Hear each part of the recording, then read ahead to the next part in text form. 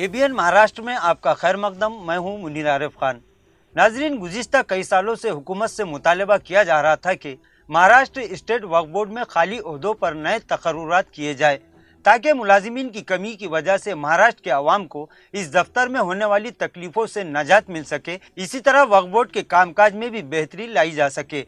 आखिरकार कई सालों की जद्दोजहद और मुतालबात के बाद सबसे बड़े सरकारी मुस्लिम इदारा महाराष्ट्र स्टेट वक्फ बोर्ड में खाली ओहदों पर तकर्रुरात का रास्ता हमवार हुआ था।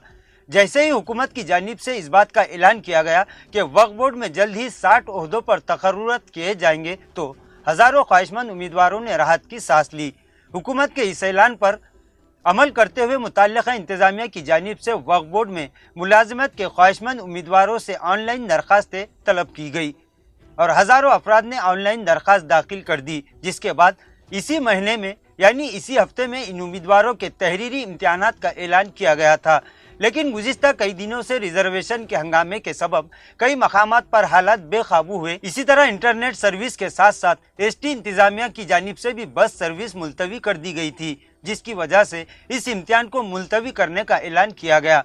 लेकिन दूसरे ही दिन रिजर्वेशन का मामला अब ठंडे बस्ते में चला गया और बस सर्विस के साथ साथ इंटरनेट सर्विस भी दोबारा बहाल कर दी गई, जिसके बाद अब ख्वाहिशमंद उम्मीदवारों को उम्मीद है कि जल्द ही इम्तिहान की नई तारीख का ऐलान किया जा सकता है। वाज़ेह है कि वक्फ बोर्ड में जिन खाली ओहदों पर तकर्रुरात किए जाने थे, इनमें जिला वक्फ officer, junior clerk, stenographer, junior engineer, legal assistant के साथ साथ 60 ओहदों पर नए तकर्रुरात किए जा रहे हैं। इसी के लिए तहरीरी इम्तिहान की तारीख मुकर्रर की गई थी, लेकिन अब इन ख्वाहिशमंद उम्मीदवारों को मजीद इंतज़ार करना पड़ सकता है।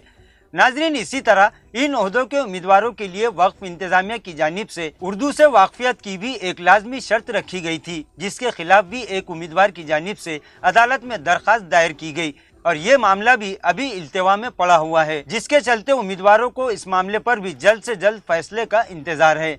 अब सबकी निगाहें इसी जानिब टिकी हुई है कि आखिर हुकूमत की जानिब से नई तारीख का ऐलान कब किया जाएगा। वैसे उम्मीद जताई जा रही है कि चूँकि अब हालात पूरी तरह से मामूल पर आ चुके हैं, लिहाजा जल्द ही तहरीरी इम्तिहान की नई तारीख का ऐलान किया जा सकता है। नाजरीन, आज के लिए बस इतना ही। कल फिर मुलाकात होगी कुछ नई खबरों के साथ।